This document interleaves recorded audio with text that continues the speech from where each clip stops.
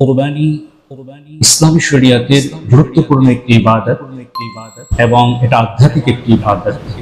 কুরবানি করার ক্ষেত্রে বড় পশুগুলোর মধ্যে সর্বোচ্চ 7টি অংশে এটাকে ভাগ করা যায়।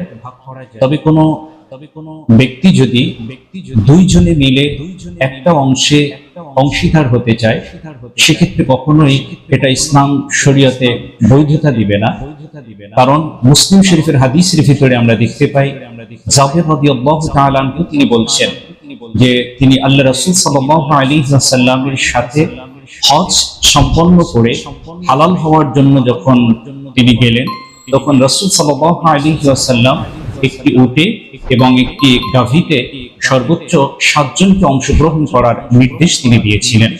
এই হাদিসের উপরে ভিত্তি করে আমরা বলতে পারি যে একটা গরুতে বা একটা উটে বা একটা মহিষে সর্বোচ্চ 7 জন অংশগ্রহণ করতে পারবে এবং সর্বনিম্ন একটা অংশ সে গ্রহণ করতে পারবে।